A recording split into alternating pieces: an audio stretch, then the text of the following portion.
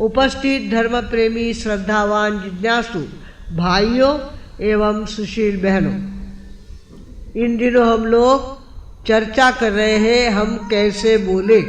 वाणी के 8 गुण लारे बैठे रखे देख रहे हैं। गई। उसके अंदर हमने पहला गुण कौन सा देखा? कार्य पूरितम। दूसरा गर्व रहितम। तीसरा अतुच्छम। चौथा धर्म संयुक्तम। पांचवा निपुणम। स्तोकम। निपुणम। और छठा देखा स्तोकम। ये 6 गुण हमने देख लिए हैं। आज 7वें का नंबर है। 7वां गुण कहता है पूर्व संकलितम। पहले तोलो और फिर बोलो। तोले बिना बोलो मत। मुंह से शब्द निकला कि फिर वो हमारा रहता नहीं है, वो औरों का हो जाता है। इसके लिए पहले तोलो और फिर बोलो। इस तरह से आदमी बोलने के कारण दुखी है। पशु नहीं बोलना आता इसके लिए दुखी है, और आदमी किस लिए दुखी है? बहुत ज़्यादा बोलना आता है, इसके लिए आदमी दुखी है। भगवानों, हमें चाहिए हम अपने मुंह से शब्द निकाले तब तोल तोल कर शब्द निकाले। यदि सत्य मधुर ना बोल सको तो झूठ कठिन भी मत बोलो। यदि मौन रखो सबसे अच्छा, कम से कम विष तो मत घोलो। बोलो तो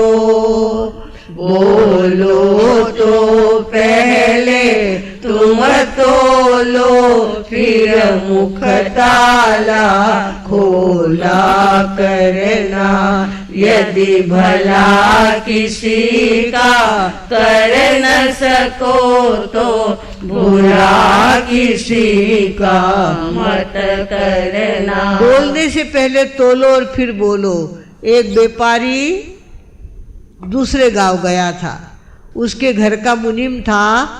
पूरी जिंदगी उसने ईमानदारी से काम किया था। कभी कोई गड़बड़ घोटाला उसके द्वारा हुआ नहीं था। वो मुनीम दुकान पे था। सेठ साहब गांव गए थे और मुनीम को क्या हो गया? उसकी धर्मपत्नी को लेबर पेन होने लग गए, डिलीवरी के पेन होने लग गए, और बिना पैसे के एंट्रेंस नहीं मिलता था, एंट्री नहीं मिलती थी दवाखाने में। 90 रुपए की उसको जरूरत थी। 90 रुपये अब उसके पास तो थे नहीं। वो तो हाथ पे कमाई करने वाला आदमी था। उसने 90 रुपये क्या कर लिया? सेठ जी के गले में से निकाल लिए। सेठ जी किल्ली उसके पास ही दे के जाते थे, चाबी उसके पास दे के जाते थे। तो उसने 90 रुपये निकाल लिए और अपना आगे का काम संभाल लिया। दूसरे दिन सेठ साहब आए। उन्होंने पूछा 90 रुपये कहाँ गए? उसने कहा सेठ साहब ऐसी ऐसी अड़चन आ गई और मैंने वो लिए हैं, आपकी डायरी में लिख के रख दिए मैंने। ओहो, सेठ साहब का ताव इतना चला गया। अरे बेशरम, बिना पूछे मेरे गले को खोल करके तूने पैसे निकाले। इस तरह से इतना बोला। माँ बाप सब निकाले उसके। वो इतना आहत हो गया कि पूरी जिंदगी मैंने ईमानदारी से निकाली है, कभी इधर का उधर नहीं किया, और आज मेरे ऊपर संकट आया था इसके लिए मैंने पैसे निकाले। उसके बारे में इतना बोल रहे हैं, माँ बाप सब निकाल दिए उन्होंने मेरे। और उसको भी गुस्सा आ गया। उसने क्या कर लिया? सारी डायरिया सेठ साहब की थी ना, उसके अंदर 1 नंबर 2 नंबर होते ही है। तब वो डायरिया सारी निकाली, इनकम टैक्स ऑफिस में जाके दे दी डायरी दे दी। और दूसरे दिन तो पुलिस आ गए उनके दरवाजे के ऊपर। अरे तुमने इतना गड़बड़ घोटाला किया है, तुम्हें तो चलना ही पड़ेगा। पूरे बाजार में से हथकड़ी डालकर सेठ साहब को लेके गए। फालतू बात क्या थी? 90 रुपए की बात थी। और 90 रुपए उन्होंने लिख के भी रखे थे, ईमानदारी भी रखी थी। फिर भी सेठ साहब का तोरा चढ़ गया और देखते देखते इतना ज़्यादा बोल गए वो कि मुनीम जी सहन नहीं कर पाए और उन्होंने सारी डायरिया इनकम टैक्स ऑफिस में दे दी और पूरे रास्ते में हाथ में हथकड़ी डाल करके उनको ले जाया गया। भगवानों, इतनी सी बात होती है, बात बहुत छोटी होती है। अगर मुनिम जी ने मांगा होता तो सेठ साहब देने वाले थे उनको 90 रुपये, कोई बहुत बड़ी बात थी नहीं। किंतु पारा चढ़ गया और पारा चढ़ने के बाद बिना सोचे समझे चाहे जैसा बोल दिया। बोलने का नतीजा ऐसा हुआ कि भरे मार्केट में से उसको हथकड़ी डाल करके ले जाया गया और जाना पड़ा उसको। भगवानों, इसके लिए ज्ञानियों ने कहा है कैसे बोलो, पूर्व संकलितम, पहले सोचो फिर बोलो, पहले तोलो फिर बोलो। ऐसे बोलने से काम, चाहे काम वाली हो, काम वाला हो, कोई भी हो, पर आप अगर हल्के शब्द बोलेंगे तो सामने वाले के हृदय में जाकर के वो चुप जाते हैं और वो किस तरह से बदला लेगा इसका कोई पता नहीं चलता। भगवानों, पांडवों के यहाँ कहते हैं ऐसा महल था जहाँ पानी हो वह ऐसा लगता था कि बिना पानी की जगह है, और जहाँ पानी नहीं होता था ऐसा लगता है यहाँ पानी है। तो पांडव वहाँ से अंदर आने लग गए और आने के बाद उन्होंने क्या किया, जहाँ पानी नहीं था वह अपने कपड़े इकट्ठे कर लिए कि पानी में भीग जाएंगे। पानी नहीं था। दुर्योधन ने क्या किया, अपने कपड़े समेट लिए कि यहाँ पानी होगा, पर पानी नहीं था। और जहाँ पानी था वहाँ कपड़े उन्होंने इकट्ठे नहीं किए, पानी में भीग गए। ऊपर से गैलरी में से द्रौपदी ये सब कुछ देख रही थी और उसके मुंह से शब्द निकला, अंधे के अंधे रह गए। क्या निकला? अंधे के अंधे ही रह गए, क्योंकि उनके पिता कैसे थे? अंधे थे। तो आप भी अंधे रह गए। ये शब्द किन्होंने सुने? कौरव ने सुने। कौरव ने ये शब्द सुने और सोचा कि अंधे के अंधे हम रह गए हैं, अब दिखा देंगे कैसे अंधे के अंधे होते हैं। और इतना बड़ा महाभारत का युद्ध हुआ, उस पे चिंगारी का काम द्रौपदी के शब्द ने किया। भगवानों, सोच समझ के बोलना चाहिए, बिना सोचे बात नहीं बननी चाहिए। एक ब्राह्मण के 7 बेटियां थी, एक ब्राह्मण के 7 बेटियां थी और घर में भरपूर आटा लगता था, भरपूर रसोई करनी पड़ती थी। और पत्नी कहती थी कि अरे भैया, आप अगर घर में बैठे रहोगे तो पैसे कहाँ से घर में आएंगे, आपको कहीं जाना चाहिए। रोज़ पत्नी उसको तकलीफ देती, रोज़ हल्के हल्के शब्द बोलती और कहती आपको जाना चाहिए, कुछ ना कुछ करना चाहिए। आखिर वो तंग आ गया, उसने सोचा अब तो इसकी अपेक्षा मरना ही अच्छा है। काम करने जाता हुआ यश मिलता नहीं, और यश नहीं मिलता तो घर में आकर के इसकी बड़बड़ चालू हो जाती है। ऐसे जीने से अपेक्षा तो मरना ही अच्छा। वो जंगल में चला गया, जंगल में चला गया जहाँ शेर रहता था, जहाँ शेर की गुफा थी, वहाँ जंगल के सामने जाकर के खड़ा हो गया। शेर बाहर आया और इसको खड़ा देखा, ये दौड़ा भी नहीं, शेर को देख करके दौड़ा नहीं, इसको मरना ही था ना, तो दौड़ा नहीं। तो शेर ने पूछा अरे भैया, अच्छे अच्छे लोग मुझे देख करके भाग जाते हैं और तुम चुपचाप यहाँ खड़े हो। उसने कहा मैं मरने के लिए आया हूँ, इसीलिए आपके गुफा के सामने आके खड़ा हुआ हूँ, और आप मुझे खा लो और मेरी ज़िंदगी पूरी हो जाए। मैं अपनी ज़िंदगी से बहुत तंग आ गया हूँ, बाहर जाता हूँ तो यश मिलता नहीं, और घर में रहता हूँ तो घरवाली की बड़बड़ कम होती नहीं। इसकी अपेक्षा तो मरना ही अच्छा, इसके लिए मैं मरने के लिए निकला हूँ। शेर ने कहा अरे भले आदमी, ऐसे कोई मरा जाता है क्या? ऐसी मरने की कोई ज़रूरत नहीं है। वो कहाँ ले गया?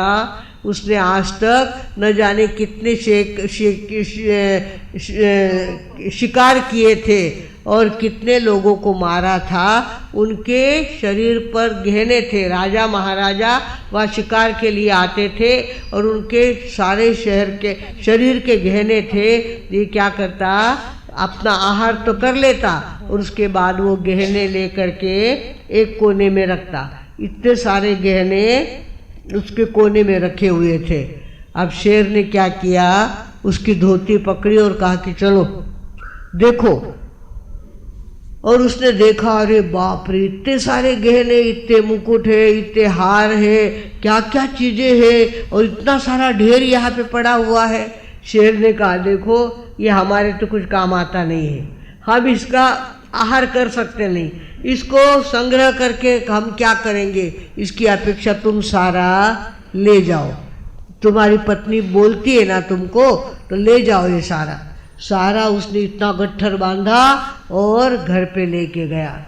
घर पे लेके गया, पहले उसने अपना घर सुधारा, सोना बेचता गया। हमारे देश में बहुत सोना था, याद रखना। राजीव दीक्षित का व्याख्यान सुनना, इतना बढ़िया व्याख्यान उन्होंने दिया है। 1 किलो मलमल अगर लेनी हो तो उसके लिए 1 किलो सोना देना पड़ता था। 1 किलो सोना से 1 किलो मलमल मिलती थी। पर मलमल कैसी होती थी, माचिस की डब्बी होती ना, उसके अंदर 15 मीटर कपड़ा आ जाता था। 15 मीटर कपड़ा खाली माचिस की डब्बी में आ जाए, इतनी पतली हमारे लोग यहाँ मलमल बनाते थे। क्योंकि हमारी यहाँ रुई बहुत अच्छी पिकती थी, रुई बहुत अच्छी बनती थी, और रुई के कारण कपड़े भी अच्छे होते थे। भागवानों, हमारी यहाँ सोना बहुत था, विदेशियों ने ले जाकर लिया। 17 ऊँट तो सोना कौन ले गया? सोमनाथ के मंदिर में से मोहम्मद गजनवी। कौन तो? मोहम्मद गजनवी ने 17 ऊँट पे रख करके सोना अपने देश में लेके गया। ऐसे हमारे देश का सोना बहुत विदेशी लोगों ने लेके गया है। ऐसा सोना हमारे यहाँ पे था। और बात ये है कि उस शेर ने कहा, ये सारा गहना तुम ले जाओ। घर में लेके गया और एक एक सुधारना करने लग गया। पहले घर को बहुत अच्छा सुधारा, घर में बहुत सारा सामान किराने का भर दिया, चाहे जितने आओ चाहे जितने खाओ, हमारे यहाँ कोई कमी नहीं है। इस तरह से देखते देखते वो तो पैसे वाले की गिनती में आ गया। अरे बाप रे, ये अभी इतना गरीब था और इसके पास इतना पैसा कहाँ से आ गया जो इतना पैसे वाला बन गया है। सारे लोग उसको पूछ पूछ करने लग गए, सारे लोग उसको मान देने लग गए। और धीरे धीरे उसकी लड़कियाँ बड़ी होने लग गई, बड़ी हो गई लड़कियाँ। तो उसने सोचा, मेरे पास इतना पैसा है, मैं 7 लड़कियों की एक साथ शादी करूँगा, सातों लड़कियों की एक साथ शादी करूँगा। और देखने के लिए गया, इतना बड़ा आदमी था, उसके पास इतना धन था, तो लोग फटाफट उनकी लड़की अपने घर लाने के लिए तैयार हो गए। 7 जगह उसकी सगाई हो गई। और 7 जगह सगाई होने के बाद हो गया ये कि उसने सोचा 7 लड़कियों की एक साथ मुझे शादी करनी है। लोग भी देखते रहे कि अरे बाप में वो ताकत होती है, एक साथ 7 लड़कियों की शादी वो कर सकता है। उसने ऐसी जय्यत तैयारी करी, अपना इतना सुंदर घर सजाया, इतना मंडप बांधा, और सारे लोगों को उन्होंने क्या किया, आमंत्रण दे दिया। सबे पावना पई संसद शीघ्र ने तो सभी के यहाँ कह दिया, पूरा तुम्हारा घर मेरे यहाँ भोजन के लिए आएगा और हमारे यहाँ का भोजन करेगा। सबको आमंत्रण दिया, पूरा गांव आमंत्रित हो गया, आजू बाजू के लोग भी आमंत्रित हो गए और सारे जाने के लिए तैयार हो गए। इसने सोचा, ये सारे उपकार किसके हैं? उस शेर बंधु के उपकार है। शेर ने अगर मुझे सोना नहीं दिया होता तो आज तो मैं बिना मौत मर जाता और मेरी आयु निकल जाती, आयु खत्म हो जाती मेरी। पर सारे उपकार किसके हैं? शेर के हैं। तो शेर को आमंत्रण देना चाहिए। वो शेर की गुफा में गया और कहा, दादा तुम्हें हमारे शादी में आना है। 7 लड़कियों की शादी एक साथ करने वाला हूँ मैं, और आप नहीं आएंगे तो मेरी शोभा कम हो जाएगी, आपको आना चाहिए। उसने कहा, अरे भैया मुझे क्यों बुलाते हो? मुझे देख करके लोग भाग जाएंगे, लोग डरते हैं मेरे से और मुझे देखेंगे तो लोग भाग जाएंगे। बोले, वो सारी चिंता आप मुझ पे छोड़ दो, मैं सारे लोगों को कह दूंगा कि ये शेर ऐसा नहीं है, ये मेरा है, इसके लिए इसकी फिक्र मत करो, और आपको तो आना ही पड़ेगा। हमारी शादी में आपको आना ही पड़ेगा। शेर ने मंजूर कर लिया आमंत्रण, और समय हुआ तब शेर मंडप में घुसने लग गया। मंडप में घुसने लग गया तो सारे लोग उठ के खड़े, ये कहना ही भूल गया, लोगों को कहना भूल गया कि शेर मेरा दोस्त है, इसके कारण मैं इतना पैसे वाला हुआ हूँ, ये सारा कहना वो भूल गया। और शेर को देखते ही सारा मंडप खड़ा हो गया, सारे लोग भागने लग गए। ये ऊपर चढ़ा छत पे और उसने कहा, अरे भागो मत भागो मत, ये तो शेर मेरे पालतू कुत्ते जैसा है। क्या कहा उसने? ये शेर मेरे पालतू कुत्ते जैसा है, आप भागो मत, वापिस आओ वापिस आओ। इस तरह से जोरदार कहा। और शेर ने क्या सुना, मुझे क्या कहा? पालतू कुत्ता कहा। मेरी सरलता का ये सदुपयोग किया इसने, मेरी उदारता का ये उपयोग किया इसने, मुझे पालतू कुत्ता कह दिया। हीन उपमा होती है, उपमा भी देनी होती है, कैसी बड़ी उपमा देनी होती है। छोटी उपमा दे करके, हीन उपमा दे करके सामने वाले का अपमान होता है। इसको तो वो शब्द ऐसा तीर जैसा चुभ गया और वो तो चुपचाप वहाँ से अपनी गुफा में चला गया।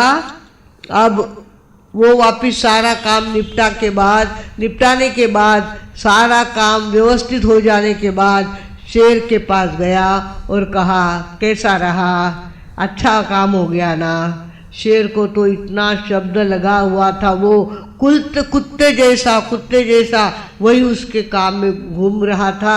और उसने क्या किया, एक छुरा दिया और कहा, मेरे पैर पे मारो। क्या करो? मेरे पैरों पे एक छुरा मारो। अरे भैया ऐसा क्या करते हो?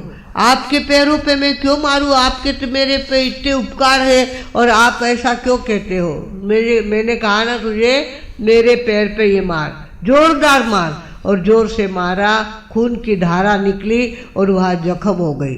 उसने कहा 15 दिन के बाद वापिस आना है यहाँ पे। 15 दिन के बाद वापिस नहीं आया तो मैं भी जात का शेर हूँ, तुम्हारे साथ प्रेम करता हूँ, इसका मतलब ये नहीं कि मैं अपना स्वभाव भूल गया हूँ। तुमको 15 दिन के बाद वापिस आना पड़ेगा।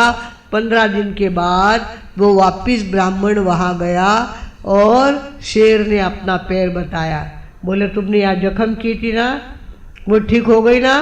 15 दिन में जख्म ठीक हो गई। शरीर की जख्म ठीक हो जाती है पर शब्दों की जख्म ठीक नहीं होती। तूने जो मुझे पालतू कुत्ता कहा वो मैं जिंदगी भर नहीं भूलूंगा, और अब इसके बाद तुम्हारे साथ कोई दोस्ती नहीं रखूंगा, तुम्हारे साथ कोई प्रेम नहीं रखूंगा। तुमने मुझे पालतू कुत्ता कह दिया, मेरी सरलता का ये उपयोग किया तूने।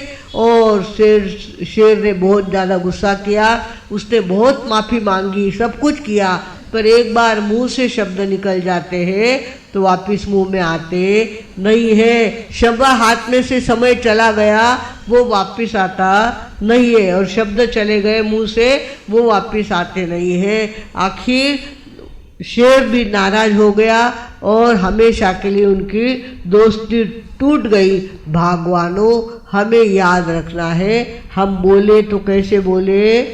पूर्व संकलितम, पहले सोचो और फिर बोलो, सोचे बिना बोलो मत। चाहे जैसा बोला, चाहे जैसा किया, तो घर की बहू भी घर में टिकती नहीं है।